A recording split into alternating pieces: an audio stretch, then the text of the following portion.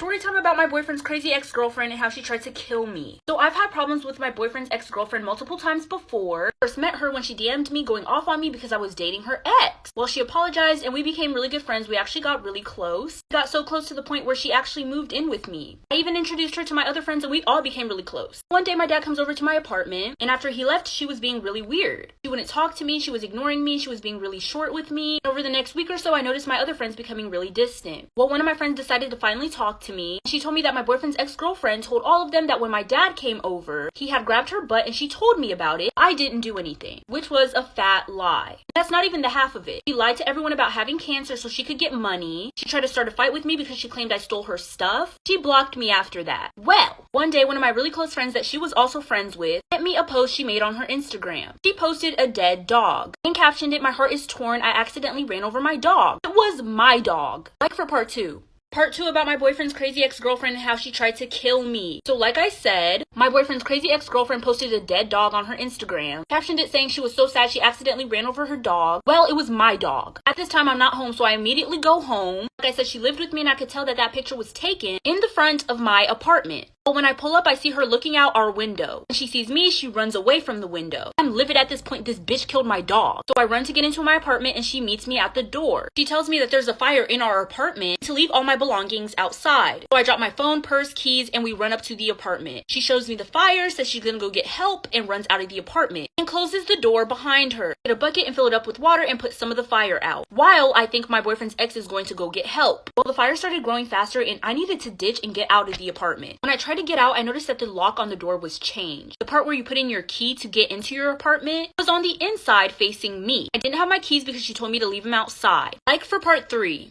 Part 3 of my boyfriend's crazy ex-girlfriend and how she tried to kill me. My boyfriend's crazy ex-girlfriend locks me inside my apartment while there's a fire and I couldn't get out because she changed the lock on the door. So I knew my only choice was to put out the fire unless I wanted to jump out the window. Well, the smoke is getting really thick at this point. The fire had not gotten out of hand yet, so there was still a chance that I could put it out and save my stuff and my life. I know I should have jumped out the window, but I wanted to save my stuff too. So I open up my window and start filling up that same bucket of water over and over again. And I keep pouring it on the fire, damn near about to pass out because of the smoke. The fire eventually does go out. And then I jump out the window because that's the only way for me to get out. But as I'm walking away from the apartment, my boyfriend's ex is standing there and she gives me this look.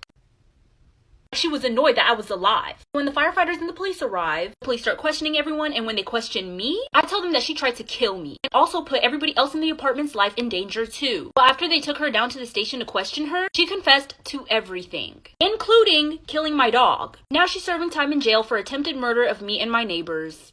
So I've been in need for a new best friend, so we finna go look for one using this app called It's Me, Let's Get Jiggy With It. So when you open up the app, you're going to see this and it's asking for permission to use these tools because you're going to need it to use the app. Ask for your name, so I put my name, gender, I identify as a woman. You get to choose your avatar and I picked this little bald bitch over here because I'm bald under this wig. You ain't know that because you thought it was my real hair, huh?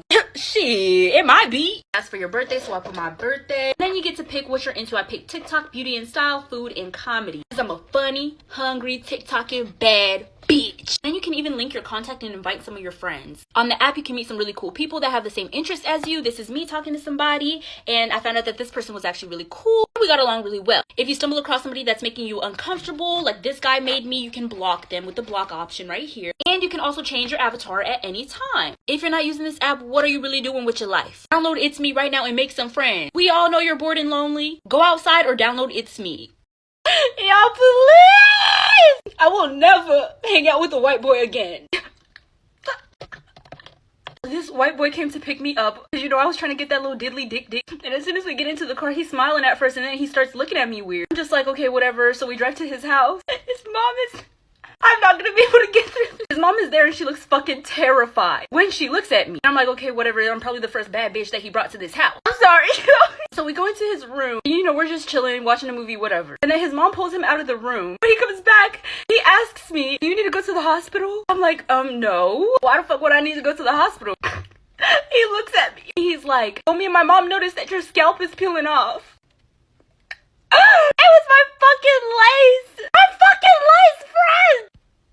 I'm like, what? And I run into the bathroom and I'm looking in the mirror. I look in the mirror and I see a whole part of my lace is lifted up. Once I told him it was my hair, got mad and called me a catfish. He made me Uber myself home. Y'all, we ain't never getting out this platypus. We finna have a COVID-22, COVID-23, COVID-24. We ain't ever getting out this pandemic because of this foolishness. I order food every single day. I am a hungry bitch. I use DoorDash and they have like this no contact delivery thing. And usually when the delivery person arrives, they call me to let me know that they have my food. I always tell them to leave it at the front porch and I'll go get it. And so they leave it at the front porch and then they drive away. Well, yesterday when I ordered Chipotle, this Dasher called me to let me know that he was here. I told him to leave it at the front and he just stood in my front porch for like 5 minutes. Once he realized I wasn't coming out, then he left. Weird vibes. Like I was scared to get the food even after he left because I thought he was gonna jump out the bushes. So this is what I got. I got a burrito, and in Chipotle you have the option to like double wrap your burrito with the tortilla. I didn't get that, but if I did, it would have showed up on here. Usually when I get my food, I just bite into it. But this time I decided to check it because this guy was giving me such bad vibes. He had the audacity to double wrap it with the tortilla to hide the fact that he took a huge chunk.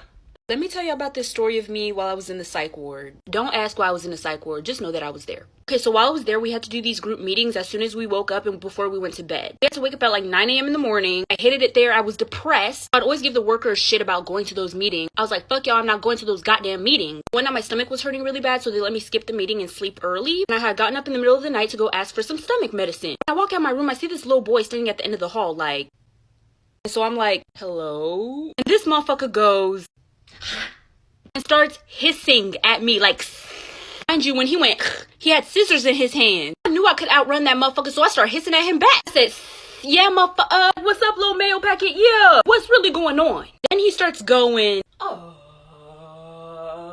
So I match his energy once again and I start going, who the fuck is you doing that to? Then he picks up his scissors like this and charges dead at me. I zoomed out that hallway so fast. Bitch, I disappeared. Left for part 2 because it only gets worse. Part 2 of the story of me in the psych ward. So like I said, this little white boy who's like 4'8" starts chasing me down the hallway with his little chicken legs. Mind you, he had scissors in his hands. Oh, he was actually trying to kill me. You'll know why I think that in the end. So mind you, while he was chasing me, I did not look back. Not once. I didn't know if this motherfucker was gonna start climbing the walls. I don't know if he was gonna start crawling on the ceiling. My main goal was just to get away. So I eventually make it to the front desk. I look behind me to see if he was still there. Well, he wasn't, so I'm guessing that he stopped chasing me at the end of the hall. The front desk lady is looking at me like, mind you, we weren't allowed to carry scissors or even pencils or anything like that because it was dangerous. And so I didn't want to get that little boy in trouble. So I just told her like, no, I'm good. I just need medicine. Well, eventually they did end up finding him with the scissors anyways and took it away from him. But baby, he found a way to get that shit back. The next morning, everybody came out for breakfast and these workers were dragging the same little boy out of his room. And he was like kicking and screaming and all of that. Well, turns out he stole another pair of scissors in the middle of the night, stabbed another kid in his sleep. Part 3 of the story of me in the psych ward. So like I said, this same little boy who was chasing me last night with a pair of scissors had sneaked into another kid's room in the middle of the night and stabbed him in his sleep. This little boy's goal was to harm.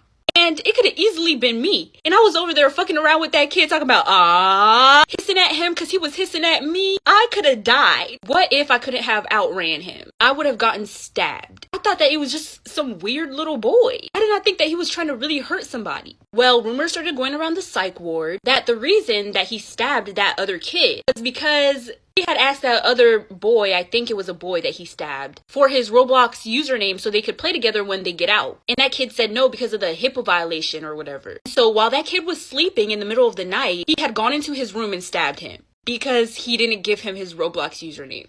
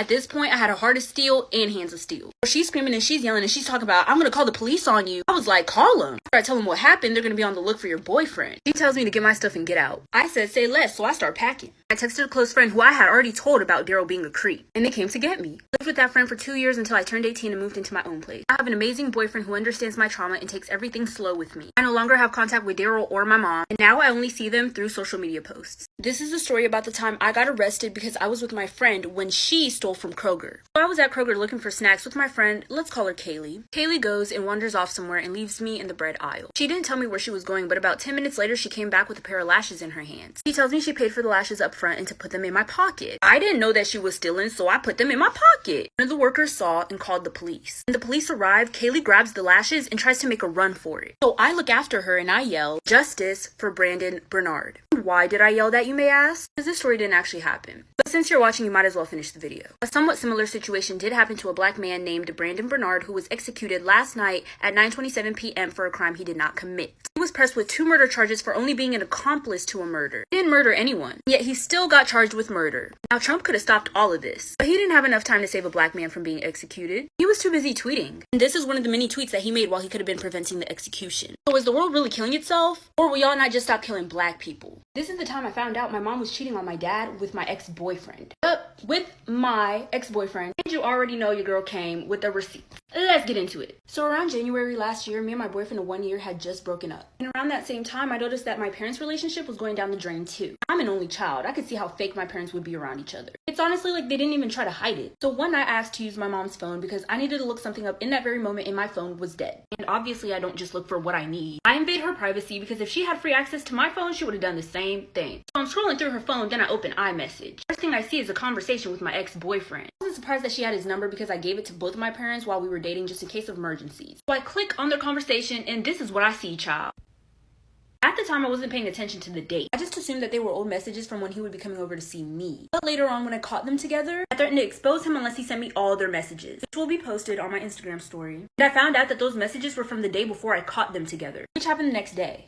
Part 2 of the time my mom cheated on my dad with my ex-boyfriend. Receipts included. So like I said, I saw these messages on my mom's phone between her and my ex-boyfriend. Here they are again. I wasn't paying attention to the date, so I thought they were old. Until the next day. So I'm with my friend and I'm in the passenger seat of her car. I open Snapchat and I accidentally click on Snap Maps. And I see something weird. It says my ex is at my house. I'm thinking it has to be a glitch because why the fuck is this man at my house? We were somewhat close to my house, so I asked if we could pass my house real fast just to see if he was actually there. We drive past and we see his car in the driveway. And then we see him get out of his car. I'm trying to see what the fuck is up because after those text messages I saw, I don't trust him. I'm on they ass like back pockets. I tell my friend, park behind this big ass tree, girl. We finna watch. So he walks up to the front door. And before he even knocks, before he even rings the doorbell, my mom opens the door, smiling all big and shit. And she opens her arms and hugs him. So she was expecting his arrival. But that was just a little friendly hug, right? You know, nothing too crazy. And they both proceed. This was a team effort to kiss. I pass out. Part 3 gets crazy.